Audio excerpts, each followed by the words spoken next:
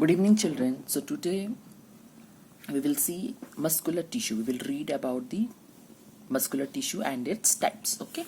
So till today, we have seen that animal tissues are of different types based on the structure and functions of the different type of tissues. Okay.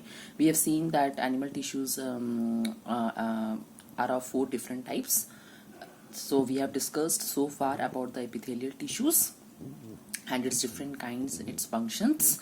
Then we have also seen about the connective tissues, what is connective tissue, why it is called connective tissue, and what are the different types of connective tissues. Okay. And in today's class, we will discuss about our third type of tissue, which is found in animal's body, that is muscular tissue.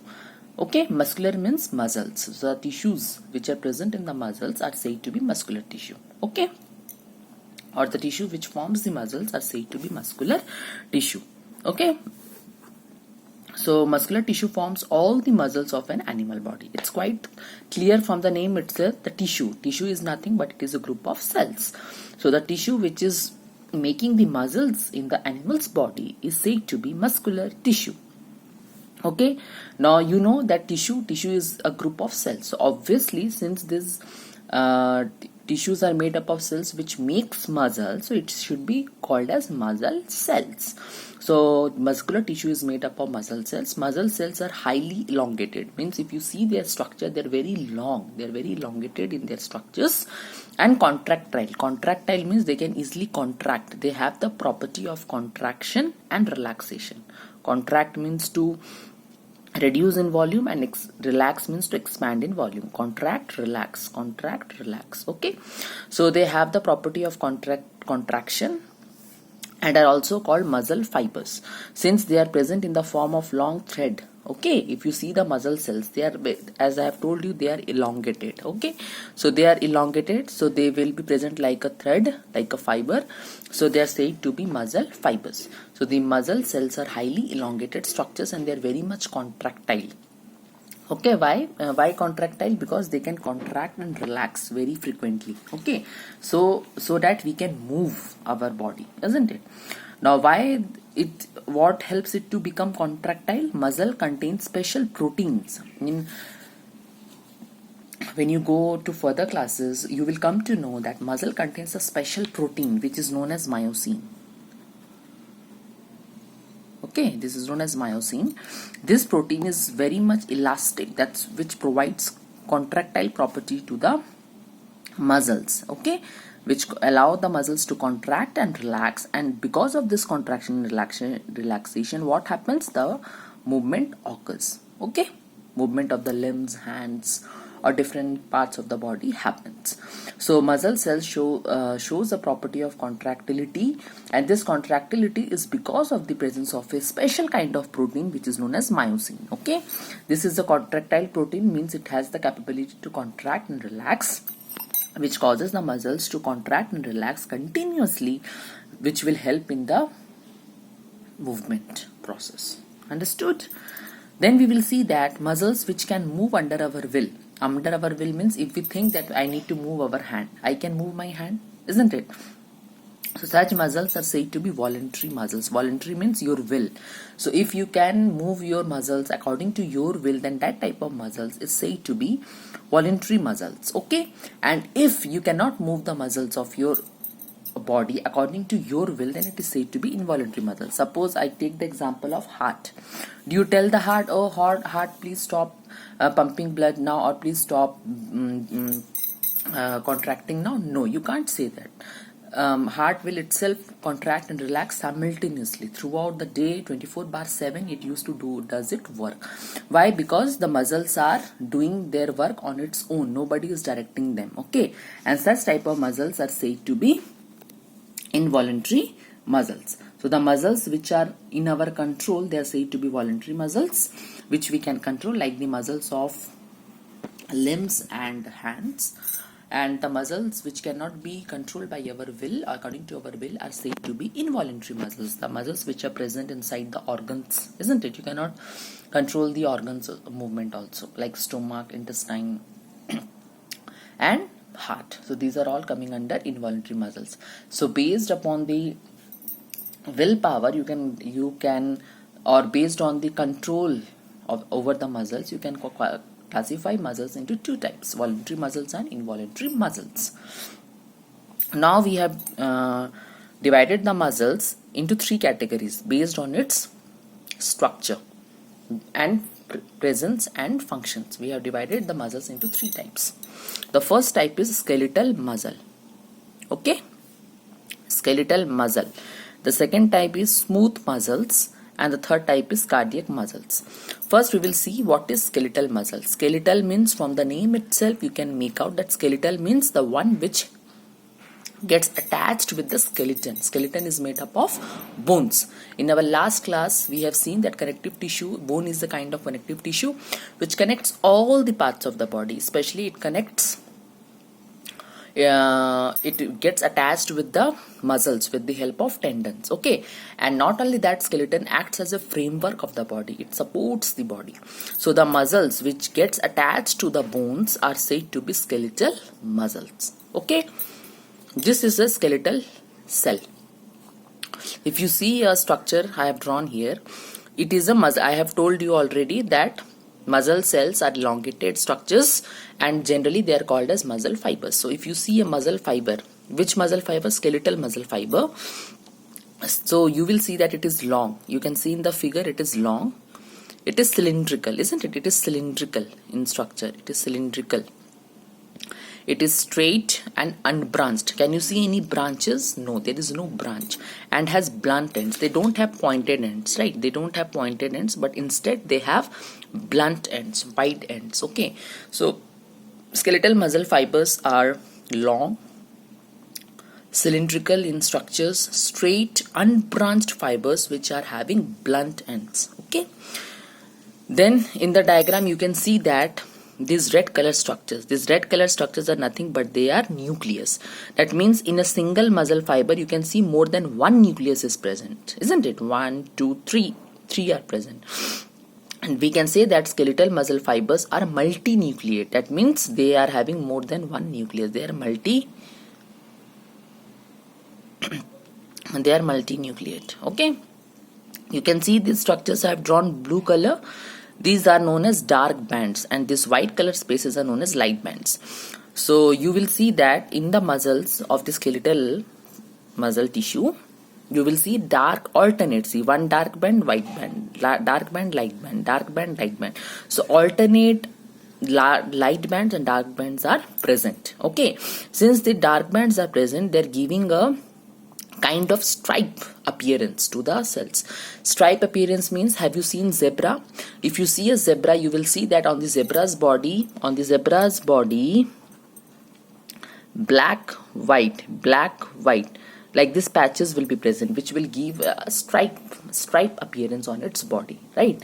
Just like that, on the skeletal muscles also you can see this dark light band. These are giving a stripe like appearance to the muscle. That's why skeletal muscles are also known as striated muscles. Striated means they have striations, stripes. Okay, because of the presence of alternate dark and light band, they are said to be striated muscles. Okay, and what is its function? Its function is to attach to bones and help in body movement. Since they get attached to the bones, so they help in the body movements. Generally they are present in the limbs and arms.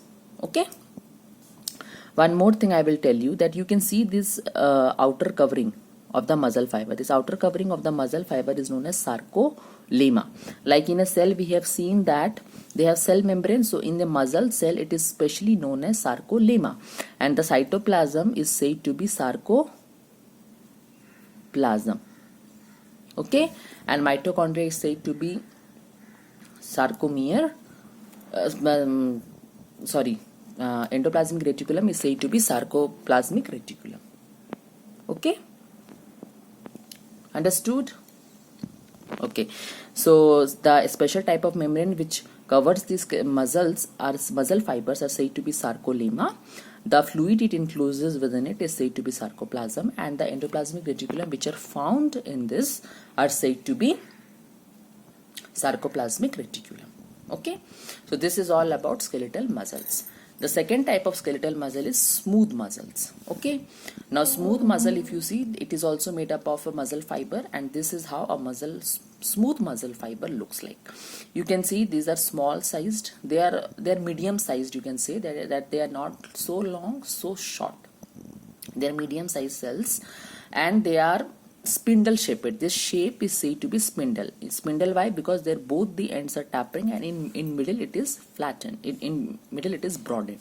The middle part is broadened, while the two ends are pointed. So this structure is said to be spindle shaped. Okay.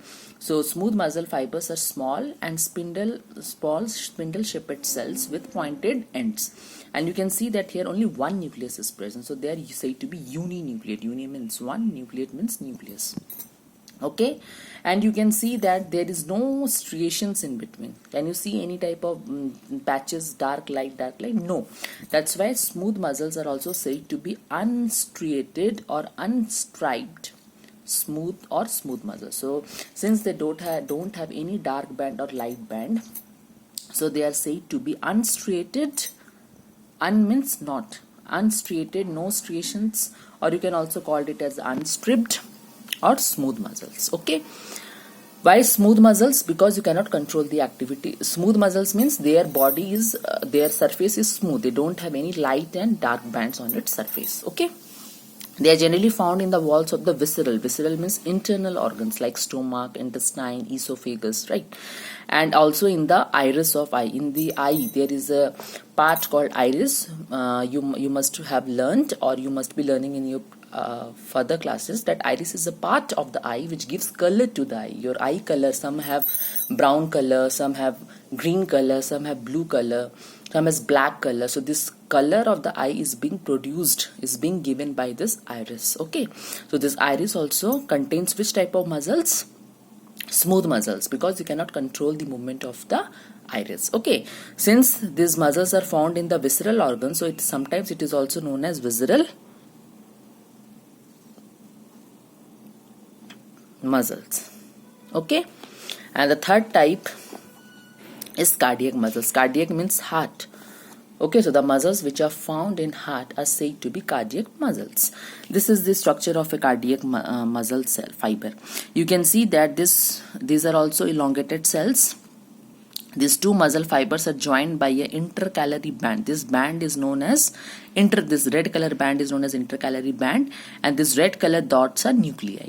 In cardiac muscles also you can see these I have drawn here dark bands and light bands. So these cardiac muscles also have dark bands and light bands, just like skeletal muscles. Okay, these discs are present in between the two fibers. Why? Because they help in the transmission of impulse. You know that heart is myogenic. It gives electrical pulses. It transmits electrical pulses.